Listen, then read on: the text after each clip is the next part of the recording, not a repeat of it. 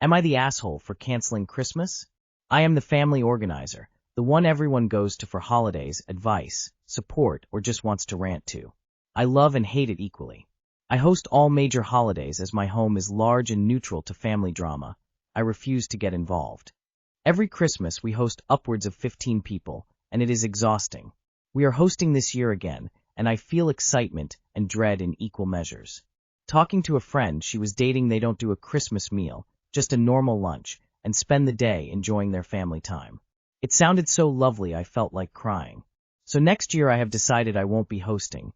We will either stay home and order takeaway, or we'll plan a long trip over the holiday. My husband was shocked, but agreed he would love a quiet Christmas. I spoke to my parents and in-laws about this in passing in our daily catch-ups, and the reaction was incredible. I felt like the Grinch and the whole family is acting like I have canceled Christmas for everyone. I've been told I'm being selfish, that I am excluding us from our grandchildren, and ruining this year's holiday too. I have siblings who can host, and everyone is able-bodied and can cook for themselves. So am I the AH? Or is it time to drop the rope? Turn it back on them. So instead of being grateful for all the years I've hosted and cooked for you, spending time and money, you now feel so entitled to my labor that you call me selfish when I make alternate plans. Your attitude has only convinced me this is the right thing even further. You're all able-bodied adults who can cook, so I've canceled nothing. You're just worried you'll have to put some effort in. Not the asshole. Not the asshole. So basically you've given them all a year to organize themselves for one holiday, and they're claiming you're canceling the holiday. I can see why you're exhausted hosting them.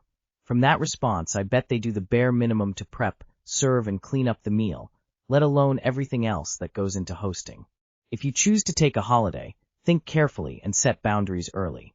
I can just imagine them all jumping on the bandwagon, and you end up hosting Christmas on holiday. Not the asshole. Other people can host Christmas too. You're not the court-appointed Christmas host. Book that trip. Pre-order that takeout. Let the cousins fight over whose house is big enough, LMAO. They'll survive. Not the asshole. Whenever anyone says anything, simply reply with, "You're welcome to host." No one is stopping you from celebrating the holidays. Not the asshole. You haven't canceled Christmas. You've chosen to celebrate in a different way. They're not happy as now they have to go through the time and expense of feeding and entertainment themselves.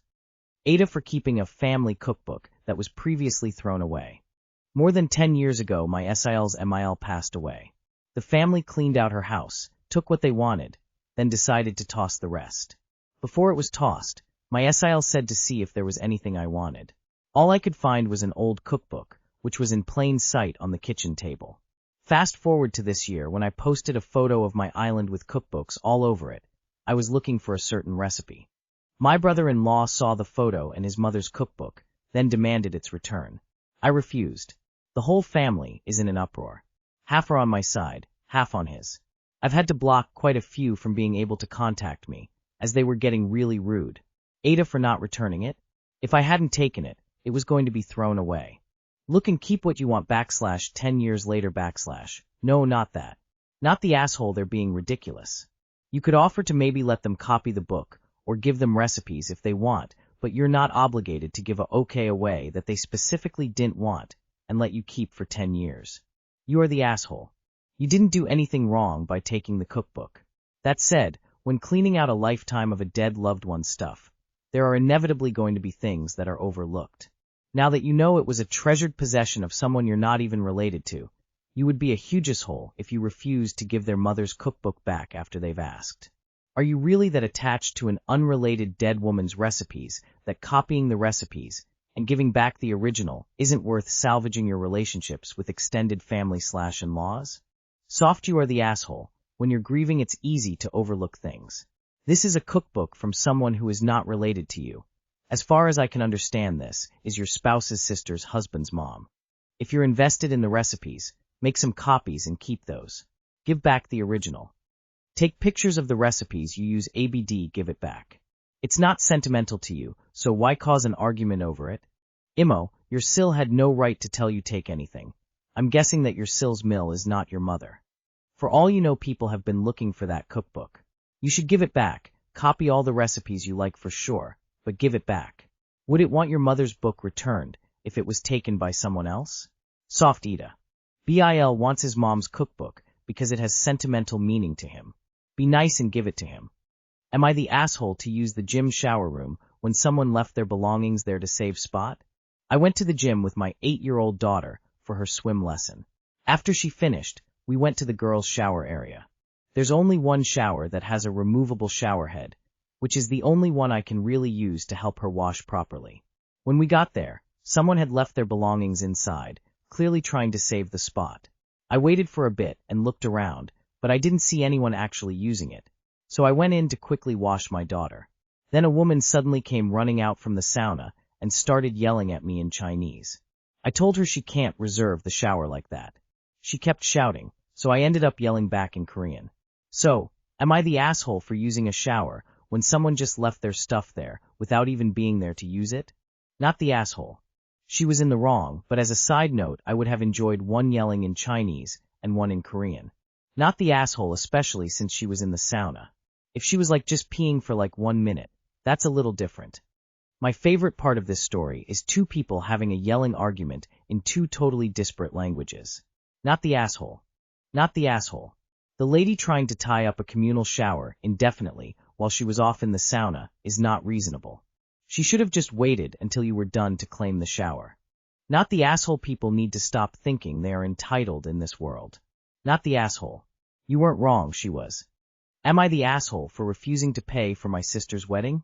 I, 26M, am the eldest of 4 siblings: Liam, 17M, Rose, 23F, and May, 20F. I lost my father 6 years ago, and it was hard on all of us, but it didn't seem to crush anyone as bad as my mother. It was brutal. She didn't last long without him. With no one else taking care of us, I took a part-time job until I graduated and then joined my campus placement instead of master's like I always wanted to. We managed, since Rose joined a good local college which was government-funded, so the fees were not too high, and the FD our father started for her wedding managed to pay for the whole degree. There was still a bit left. I used it along with what I myself started saving for her to pay for her wedding. She found a good guy, respectful, kind, smart, hardworking, stable job, the kind who could take good care of her, and loved her. Of course we all loved him. He was her dream guy and the kind our father would approve of. All was well.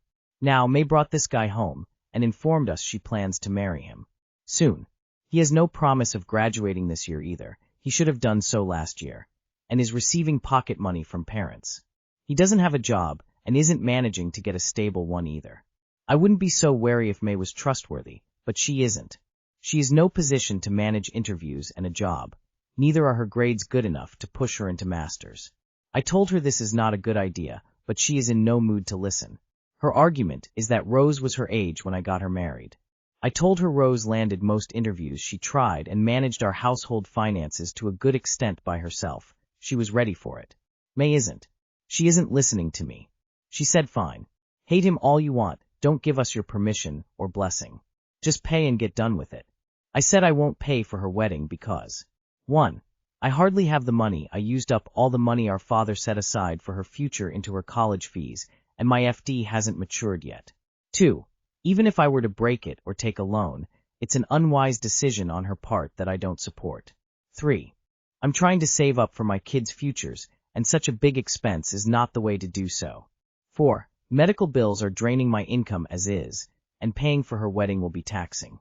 I know it's not fair since I paid for Rose's wedding, but I didn't have to spend that much on her college since it was a very good one and could use some of that fund in the wedding. Not to mention Rose herself helped manage finances, and she saved us a good bit, which is why I could pay for her. I didn't and don't have a lump sum liquid cash lying around. So am I the asshole? Not the asshole.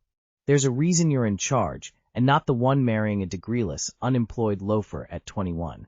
You're doing what's best for her, even if she's too myopic to know it.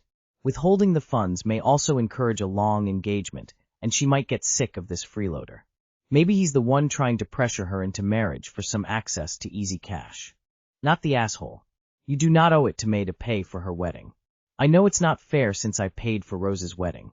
The circumstances are different, and you are allowed to treat people differently based on their own character and behavior. Though remember that you don't need to try and justify this to May. After all, nothing you say would be enough, would it? Just tell her you're sorry. She can call you an asshole if she wants, but you don't have the money. if she can't afford to pay for a wedding she can't afford to marry, and then go on about your life. There is no way in hell you should consider taking out a loan. You are not responsible to pay for all your siblings' weddings just because you gave Rose that gift. Not the asshole. Just because you paid for one kid's wedding doesn't mean you have to pay for the others. My mom paid for my sister's wedding, but wasn't able to pay for mine. No hard feelings, financial well-being changes over the years. Nah, is it unfair? A bit. But you're also not entitled to pay for anything. It's still your money, and you get to decide what to do with it. And they can still get married if they want it for cheap. But you're also trying to be her father when you're her older brother. Be protective but supportive. You can't really stop them from getting married, and if they really wanted, then your opinion on their financial situation can't go farther than good-natured advice. You don't get to tell them anything. You didn't get Rose married. You paid for your sister's wedding. You have a lot of authority and control here as head of your family, but you're also a young man, and your siblings sometimes need a brother more than they need you to be a dad.